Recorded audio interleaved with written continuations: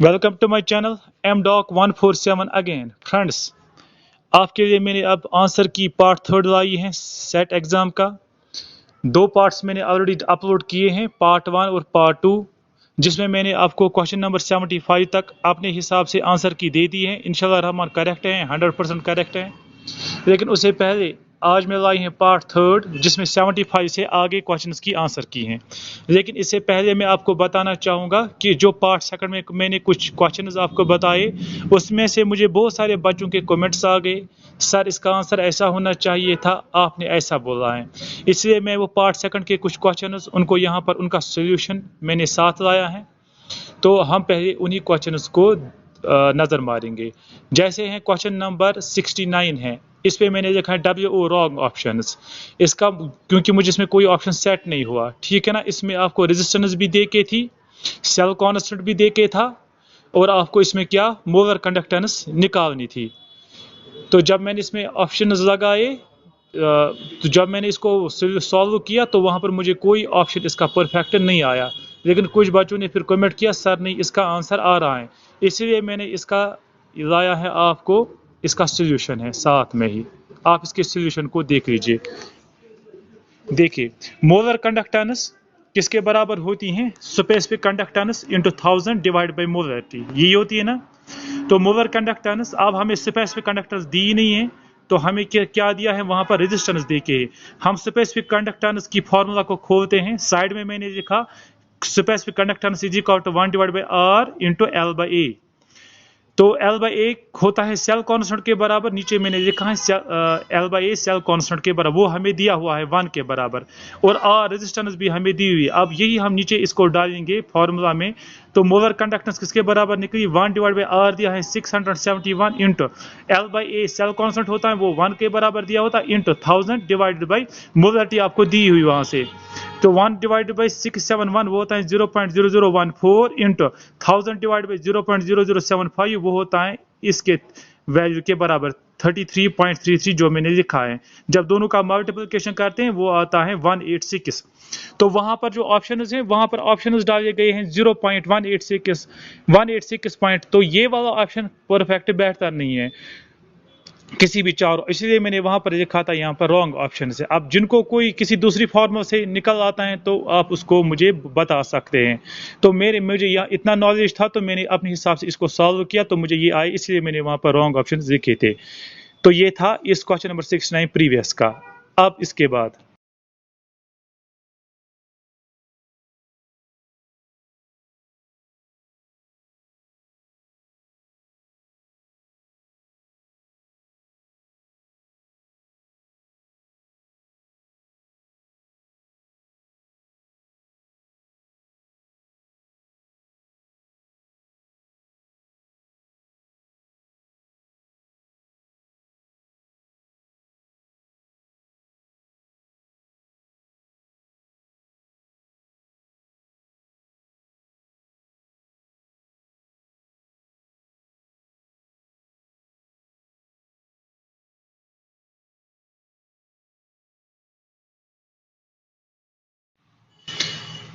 अब है question number 71। इसमें आपको बोला गया था जब पोटेशियम पैरामैग्नेट रिएक्ट करता है सोडियम ऑक्सीडेट के साथ तो ऑक्सीजन स्टेट मैग्नीज की क्या होती हैं?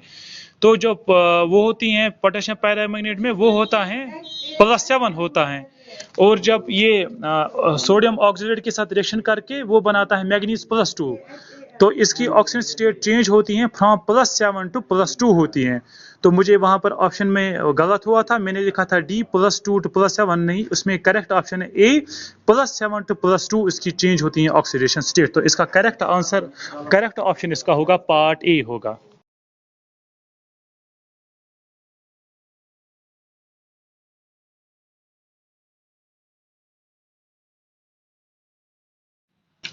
इसके बाद जिगर मेरे क्वेश्चन नंबर 47। इसमें आया था क्वेश्चन, आपको कार्बोनिल से जब इलेक्ट्रॉन निकलेगा वो बनाएगा कार्बोनिल पॉजिटिव, तो वो किस ऑर्बिटल से निकलेगा? एंटी बॉन्डिंग से निकलेगा, बॉन्डिंग से निकलेगा, या नॉन बॉन्डिंग या पाई बॉन्डिंग से निकलेगा?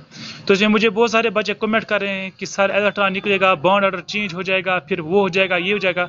हमें बॉन्ड ऑर्डर को क्या करना है, ये पता है कि जब इलेक्ट्रॉन निकलेगा तो बॉन्ड ऑर्डर इंक्रीज होगा, ये तो पता है हमें। मगर बॉन्ड ऑर्डर को करना क्या है, हमें सिर्फ बताना है कि इलेक्ट्रॉन कहाँ से निकलेगा, वो नॉन बॉन्डिंग से निकलेगा या एंटी बॉन्डिंग से निकलेगा।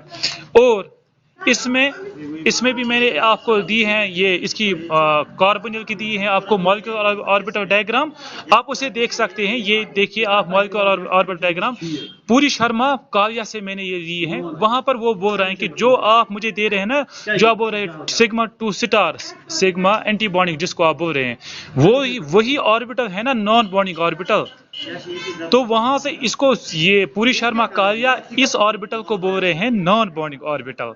मैं पूरी शर्मा काव्या की बात कर रहा हूं, लेकिन अगर मैं बीएससी सेकंड ईयर की एक बुक में वहां पर देख रहा हूं तो वहां पर वो उसको बोल रहा है सीधा एंटी बॉन्डिंग ऑर्बिटल। अब डिपेंड है कि जो क्वेश्चन जिसने क्वेश्चन बनाया है उसने किस बुक से उठा के दिया होगा, तो वो उसी हिसाब से आंसर देगा। जो बच्चे बोल रहे हैं एंटी बॉन्डिंग सिग्मा स्टार वो भी ठीक है, लेकिन पूरी शर्मा काव्या के मुताबिक वो इसी सिग्मा स्टार एंटी बॉन्डिंग को बोलता है ये नॉन बॉन्डिंग ऑर्बिटल है। तो इसलिए हम इसको क्या मान रहे हैं, फिलहाल हम इसको मानेंगे नॉन बॉन्डिंग। तो अब इसकी जो आंसर की आ जाएगी ऑप्शन की, तो वही से पता चलेगा कि इसका करेक्ट ऑप्शन क्या होगा, सिग्मा स्टार वो मानेंगे या इसको नॉन बॉन्डिंग ऑर्बिटल मानेंगे।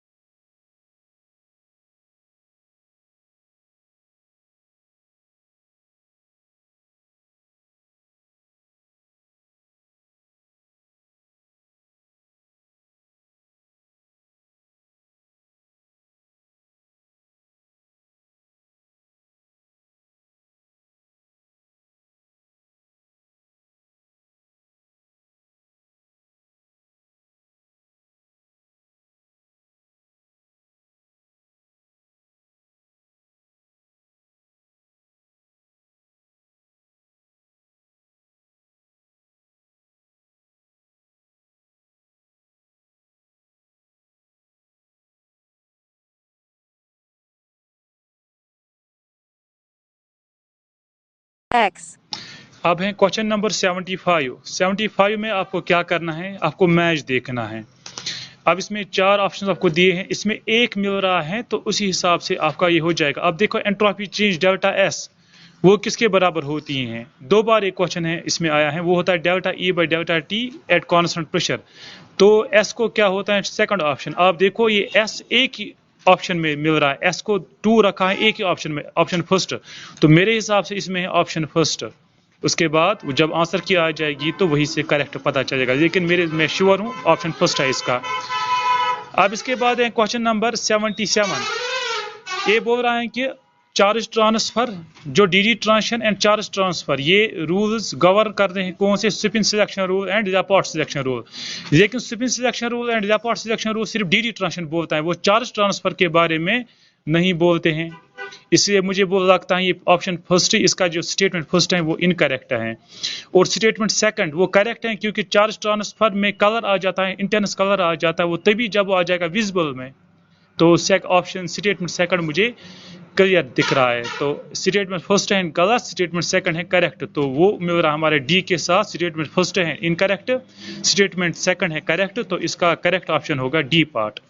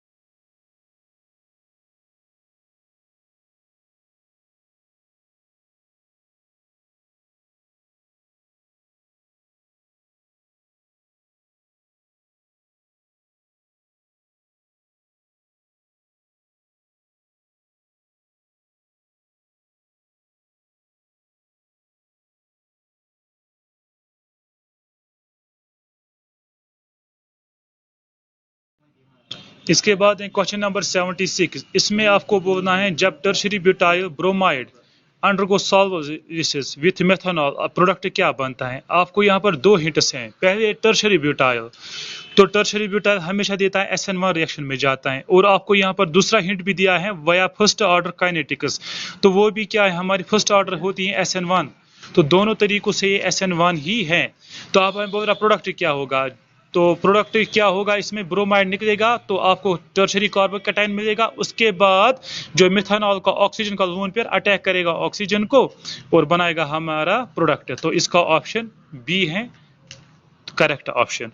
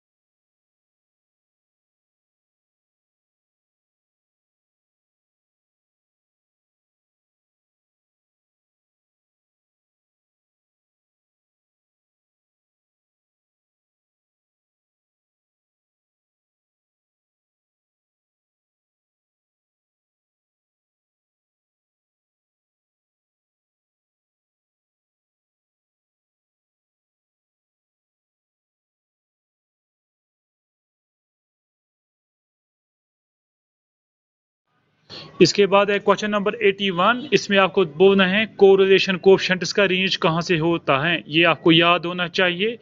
इसमें कोई कॉन्सेप्ट नहीं है, इसका सी पार्ट है। इसका रेंज होता है -1 से टू 0 टू +1 होता है।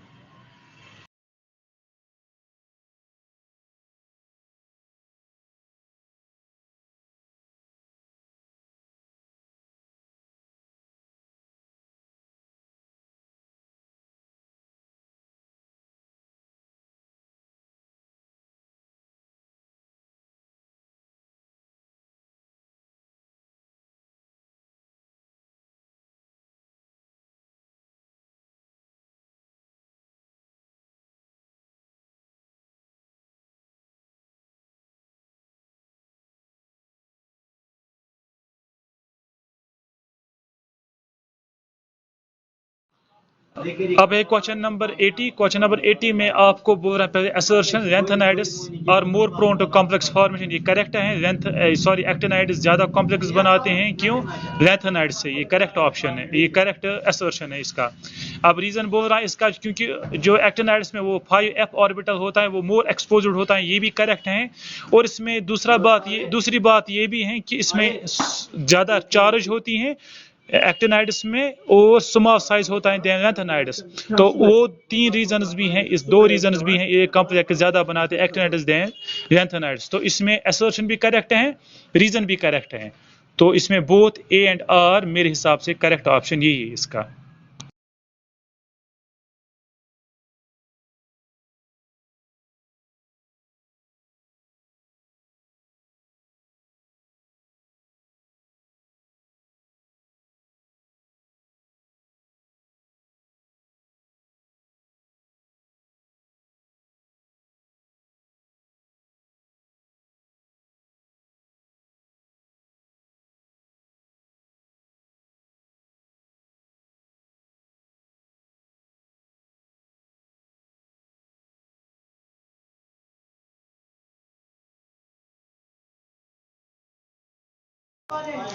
अब है क्वेश्चन नंबर 83। इसमें आपको मैच देखना है, ये भी क्वेश्चन आसान है। आप इसमें खाली दो की हाइब्रिडाइजेशन आपको अगर निकल आएगी तो आपका क्वेश्चन हो जाएगा। जैसे NiCl4 2 नेगेटिव है, ठीक है ना, वहां पर ये वाला कॉम्प्लेक्स, इसमें जो क्लोरीन होता है ये बिहेव करता है वीक फील्ड लिगेंड, तो इसमें पेयरिंग नहीं होती है, तो इसकी जो हाइब्रिडाइजेशन होगी sp3 होगी। तो पहला आया आपको निकल के P का होगा इसमें 4। इसी तरह PtCl4 का होता है स्क्वायर प्लानर। क्यों? इसमें जो प्लेटिनम जो है ये बड़ा इन साइज है, तो इसलिए वहां पर होती पेयरिंग। इसको मैंने यहाँ पर दिखाया है, सॉल्व किया। यहाँ पर ऊपर देखो, पहले मैंने ऑक्सीडेशन स्टेट निकाली है, प्राइमरी वैलेंसी निकल की, वो आती है +2। तो इसके डी में क्या होंगे, तो ये बन गया D8 सिस्टम। तो इसके निकल डी में होंगे 2 अनपेयर इलेक्ट्रॉन ऑर्बिटल। क्योंकि क्लोरीन है वीक फील्ड लिगेंड, ये पेयरिंग नहीं कर पाएगा, तो इसकी हाइब्रिडाइजेशन होगी 1s और 3p sp3 होगी। sp3 की शेप क्या होगी? टेट्राहेड्रल।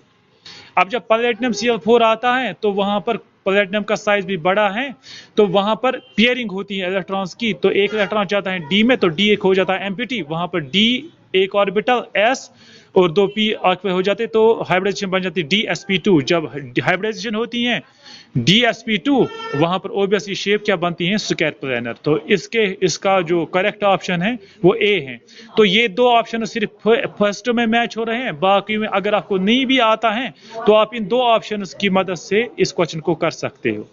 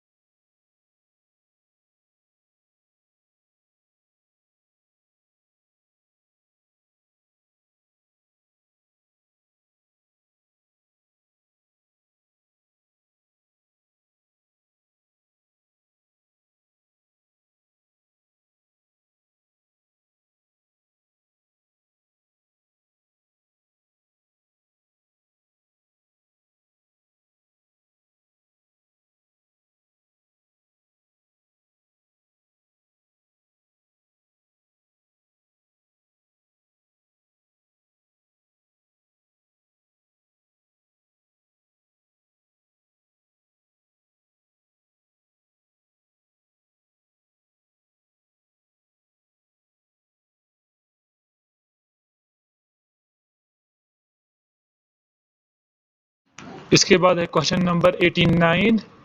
क्वेश्चन नंबर 89 में बोल रहा है कि हम निकल को ग्रेविमेट्रिकली प्रेसिपिटेट इसी तरह हम निकालते हैं। हाँ, ये करेक्ट है। निकल डाइमिथाइल ग्लूकोजामीन को हम ग्रेविमेट्रिकली निकालते हैं।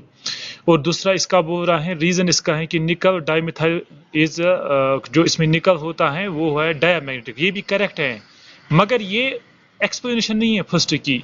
डायमैग्नेटिक होने की वजह से हम उसको ग्रेविमेट्रिकली नहीं निकालते हैं, उसको निकालते हैं डायमैग्नेटिक होने की वजह से नहीं। तो स्टेटमेंट बहुत सही है, मगर जो दूसरा रीजन है, रीजन करेक्ट एक्सप्लेनेशन नहीं है फर्स्ट का। तो इस हिसाब से मेरे हिसाब से इसका आ जाएगा बी ऑप्शन। ए भी करेक्ट है, बी भी करेक्ट है, मगर बी करेक्ट एक्सप्लेनेशन ए की नहीं है। तो इस हिसाब से इसका है बी। इसके बाद क्वेश्चन नंबर 90 का, इसमें एंट्रोपी चेंज निकालते हैं किस तरह। वो डेल्टा एस चेंज होता है बराबर 2.303 into N R log T2 by T1। अब इसमें 2.303 भी है, n इसमें 1 के बराबर है क्योंकि 1 मोल की बात कर रहा है, और r का 8.31 है, और log T2 by T1, T2 भी दिया T1 भी दिया। तो जब मैंने इसको सॉल्व किया तो वहां पर मुझे आंसर नहीं निकला। तो चेंज इन एंट्रोपी तो इसी तरह निकालते हैं। अब इसमें कैसे निकलेगा, तो वो वही आंसर की भी बताएगी जो निकलेगी। इसके बाद है क्वेश्चन नंबर 91। 91 में आपको बोलना है कि नैनो मटेरियल कौन होता है एलईडी डिस्प्लेज में लगता है। ये कोई कॉन्सेप्चुअल क्वेश्चन नहीं, ये आपको याद होना चाहिए। इसका सी ऑप्शन करेक्ट है। इसमें लगता है गैलियम नाइट्राइड भी लगता है, गैलियम सल्फाइड भी लगता है। सी ऑप्शन इसका करेक्ट है। इसके बाद है क्वेश्चन नंबर 92। 92 में बोल रहा है कौन सा टॉक्सिक है गैस जो हमारे ह्यूमन ग्लोबिन के लिए हार्मफुल है। वो है कार्बन मोनोऑक्साइड, क्योंकि इसकी एफिनिटी 210 टाइम्स होती है हमारे ह्यूमन ग्लोबिन के साथ, और जब ये बाइंड होता है तो ये हमारे उसको स्ट्रक्चर को डिसरप्ट करता है। नतीजा ये होता है कि हमारी डेथ होती है। तो इसका करेक्ट ऑप्शन है बी, कार्बन मोनोऑक्साइड। इसके बाद है क्वेश्चन नंबर 94। क्वेश्चन नंबर 94 का इसमें भी आपको ये मैच करना है, तो इसका करेक्ट ऑप्शन है ए पार्ट। लेकिन इसमें मेरा थोड़ा डाउट है, तो इसमें करेक्ट ये गलत भी हो सकता है।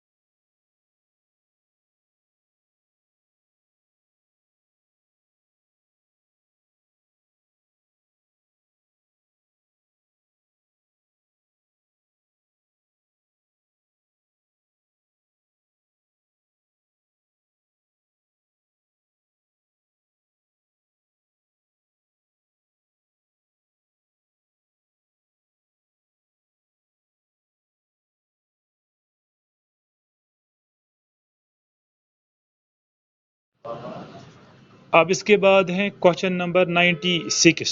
क्वेश्चन नंबर 96 का ये रीजन में बताने से पहले मैं आपको एक चीज बोलना चाहता हूँ। कट ऑफ कितना हो सकता है मेरे हिसाब से, मैं एक्सपेक्ट करता हूँ जिस बच्चे ने 65 से लेकर 70 मार्क्स तक इस पेपर केमिस्ट्री में अटेम्प्ट किए होंगे तो उसका सिलेक्शन डेफिनेटली हो जाएगा।